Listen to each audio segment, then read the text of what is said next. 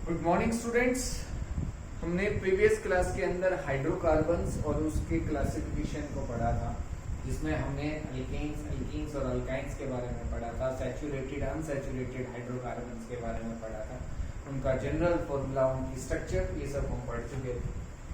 आज हम पढ़ेंगे साइक्लिक हाइड्रोकार्बन्स के बारे में। इसके बारे में साइक्लिक हाइड्रोकार्बन्स क्या होंगे? Cyclic hydrocarbons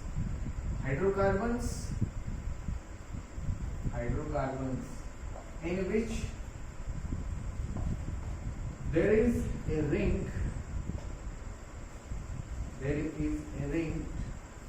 formed by carbon atoms। जो कार्बन एटम्स हैं वो रिंग फॉर्म करेंगे। क्या फॉर्म करेंगे?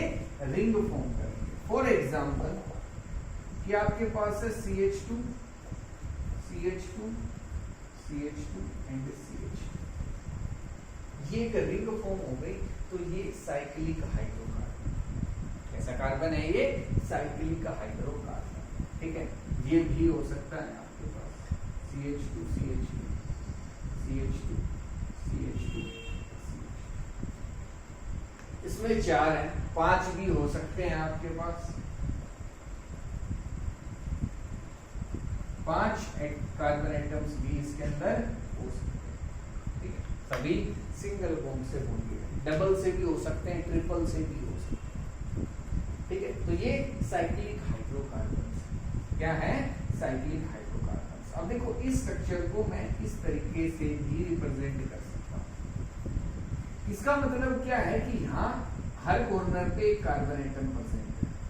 हर कॉर्नर पे क्या है? एक कार्बन एटम प्रेजेंट है।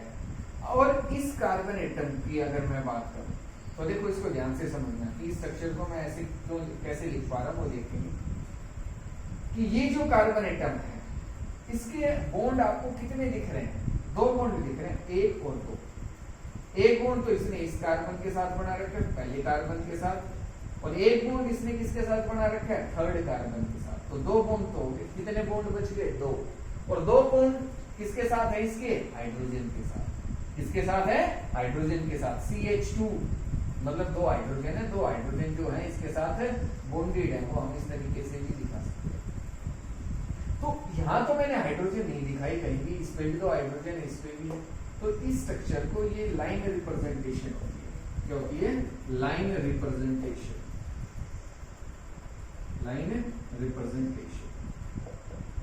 ठीक है, इसमें हम हाइड्रोजन को नहीं दिखाते, नहीं शो करते। अंडरस्टूड है इसमें कि इस कार्बन पे 2 हाइड्रोजन प्रेजेंट हैं, इस कार्बन पे भी 2 हाइड्रोजन प्रेजेंट। हम बॉन्ड काउंट कर लेंगे, उसके हमें बॉन्ड दिखाई देंगे। जितने बॉन्ड दिखाई देंगे उतने तो उसने बॉन्ड बनाए रखे हैं, और जितने कम रहेंगे उतने ही उस पे हाइड्रोजन एटम्स लगे। तो ये जो स्ट्रक्चर है उसको मैं इस तरीके से दिखा सकता हूँ कि यहाँ भी कार्बन, यहाँ भी कार्बन, इधर भी कार्बन, हर कार्बन एटम में 2 बॉन्ड बना रखे, इधर भी 2, इधर भी 2, और इन सभी पे 2 हाइड्रोजन। ठीक है, तो ये हो गई हमारे पास जिसमें सिंगल बॉन्ड है। डबल बॉन्ड के भी हो सकते हैं। इस स्ट्रक्चर को, एक स्ट्रक्चर ये है जिसको मैंने इस तरीके से शो किया। तो यहाँ इस कार्बन एटम और इस कार्बन एटम, ये जो 2 कार्बन एटम है, इनके बीच में क्या है? Double bond. ठीक है, ये जो कार्बन एटम है और ये इनके बीच में क्या होगा? Double bond. इधर भी आ सकता है। ठीक है, इसका मतलब क्या है? स्ट्रक्चर का मतलब कि CH2 CH CH2 CH double bond. अब यहाँ तो हाइड्रोजन नहीं है। देखो, ये जो कार्बन है और ये जो कार्बन है, इन्होंने कितने बॉन्ड दिख रहे हैं अभी दोनों कार्बन के? 1 2 एंड 3। 3 बॉन्ड हो गए, तो मतलब एक बॉन्ड बच गया, वो क्या है? किससे सेटिस्फाई होगा? हाइड्रोजन से। इसका भी तो इसने भी कितने बॉन्ड बना रखे हैं? 3, 1 2 और 3। तो एक बॉन्ड बच गया, वो हाइड्रोजन से, तो एक हाइड्रोजन या एक हाइड्रोजन। तो ये स्ट्रक्चर है जिसमें डबल बॉन्ड। ठीक है, 6 कार्बन एटम्स भी हो सकते हैं एक चेन के अंदर, इस तरीके से। ठीक है, 6 कार्बन एटम्स भी हो सकते हैं। तो ये सभी हमारे पास साइक्लिक हाइड्रोकार्बन्स। सभी क्या है? Cyclic hydrocarbons. और ये जो 6 कार्बन एटम वाली जो रिंग है, एक हमारे पास रिंग ये भी हो सकती है, CH CH CH CH और अल्टरनेट पोजीशंस पे डबल बॉन्ड, अल्टरनेट पोजीशंस पे डबल बॉन्ड। तो एक कार्बन के बॉन्ड काउंट कर लो कितने होंगे, 4 बॉन्ड हो जाएंगे इस कार्बन के। देखो 1 2 और 3 बॉन्ड और एक इसके साथ हाइड्रोजन। जब इसके साथ हाइड्रोजन लिख दी तो मतलब इस कार्बन ने इस हाइड्रोजन के साथ एक बॉन्ड बना रखा है, इस कार्बन ने भी इस हाइड्रोजन के साथ एक बॉन्ड बना रखा है। तो देखो इस कार्बन के बॉन्ड अगर हम काउंट करें इसके तो 1 2 3 और एक इसके साथ हाइड्रोजन के साथ 4, तो सभी ने 4 बॉन्ड बना रखे हैं और अल्टरनेट पोजीशंस पे क्या है, डबल बॉन्ड होगी। तो और ये जो स्ट्रक्चर है इसको हम बोलते हैं बेंजीन। क्या बोलते हैं हम, बेंजीन। काफी इंपॉर्टेंट स्ट्रक्चर है ऑर्गेनिक कंपाउंड के अंदर, ठीक है। तो ये आपको पता होनी चाहिए कि किसकी स्ट्रक्चर है, बेंजीन की। इसको हम इस तरीके से भी रिप्रेजेंट कर सकते हैं, इधर डबल बॉन्ड इधर डबल बॉन्ड। अच्छा ये जो डबल बॉन्ड है इनकी हम पोजीशंस भी चेंज कर सकते हैं, कि मैं इस तरीके से भी दिखा सकता हूं, ठीक है। इसका मतलब क्या हुआ कि अब यहाँ डबल बॉन्ड है तो इधर दिखा दो, इधर नहीं है तो हटा दो, फिर इधर डबल बॉन्ड। अब भी वैसा ही है, सेम है। अभी हर कार्बन एटम ने 4 बॉन्ड बना रखे हैं, ठीक है। कोई भी ये स्ट्रक्चर भी गलत नहीं है और ये स्ट्रक्चर भी गलत नहीं है, दोनों ही ठीक है कि आप कैसे रिप्रेजेंट इसको करें। तो ये हमारे पास थे साइक्लिक हाइड्रोकार्बन्स, ठीक है। अब नेक्स्ट हम पढ़ेंगे होमोलोगस सीरीज की। होमोलोगस सीरीज होती क्या है, ठीक है, और अल्केन्स और अल्काइंस की होमोलोगस सीरीज होगी क्या, उसको पढ़ते हैं।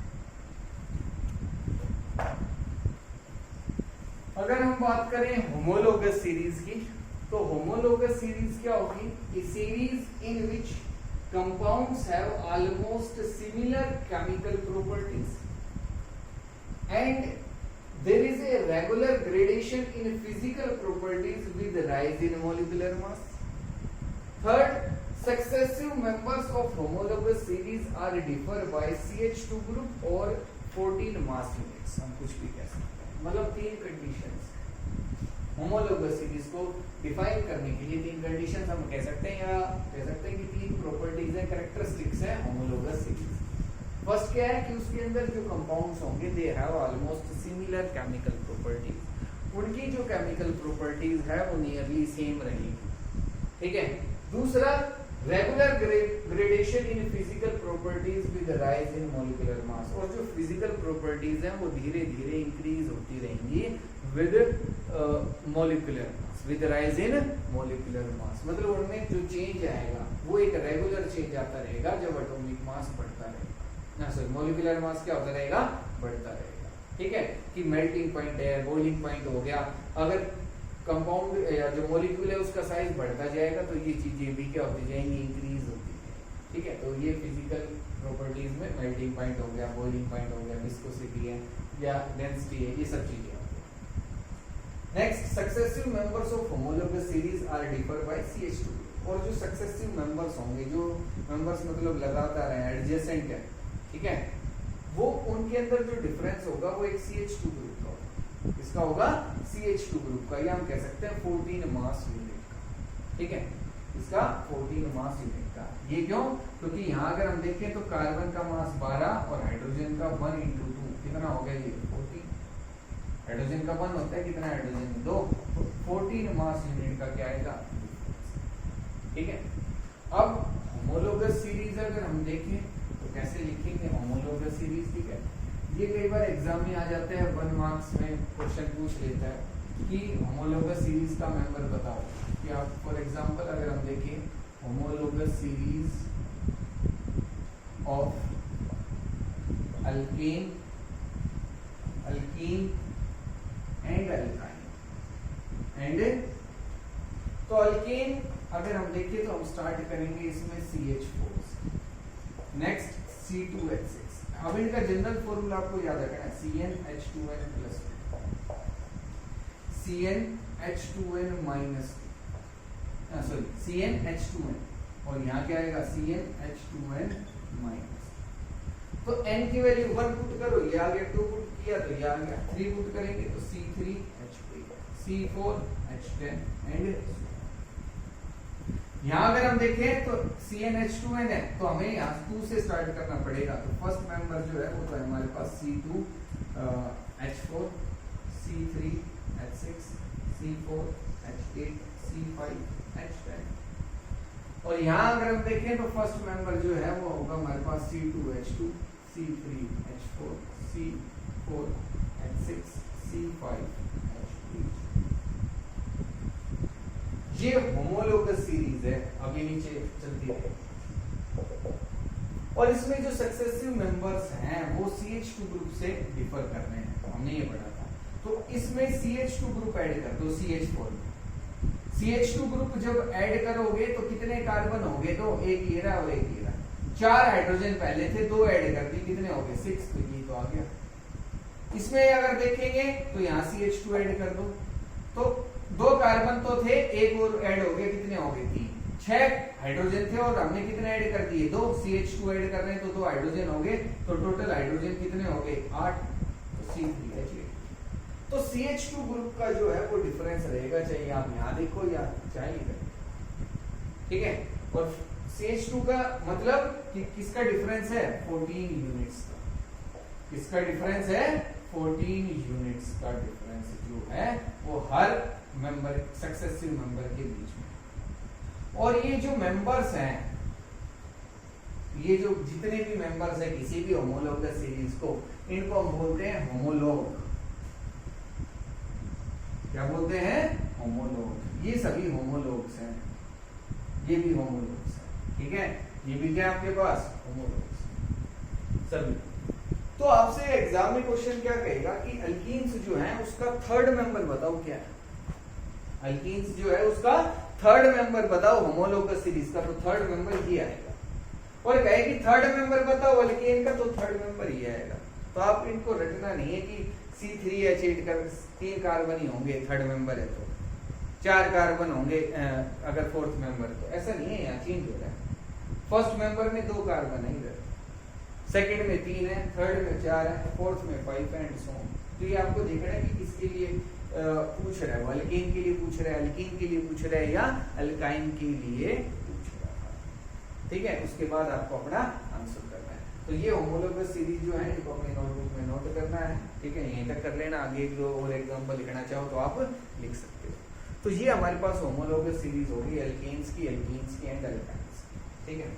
नेक्स्ट क्लास के अंदर जो है हम होमोलोगस सीरीज देखेंगे अल्कोहल्स की, या जो अदर हमारे पास फंक्शनल ग्रुप्स अगर प्रेजेंट होंगे तो उनकी देखेंगे, ठीक है। आपका जो सिलेबस है वो होमोलोगस सीरीज तक ही है, इसके आगे कुछ नहीं है, ठीक है। इसमें काफी पार्ट बच गया है अभी, ठीक है, जो मतलब सिलेबस से हटा दिए। पहले इसमें नोमेनक्लेचर भी थी, प्रॉपर्टीज, रिएक्शंस थी, कार्बन कंपाउंड्स की, अब वो कुछ भी नहीं है। तो हमें होमोलोगस सीरीज तक ही पढ़ना था, ठीक है। होमोलोगस सीरीज अगर आपके फंक्शनल ग्रुप्स की भी होंगी तो वो मैं नेक्स्ट क्लास में करवाऊंगा, नहीं तो आपको असाइनमेंट मिलेगा इस चैप्टर से रिलेटेड जो आपको हर हाल में सोल्व करना होगा, ठीक है। और इसमें कोई भी डाउट रहे तो मेरे से पूछ लेना, ठीक है। Thank you.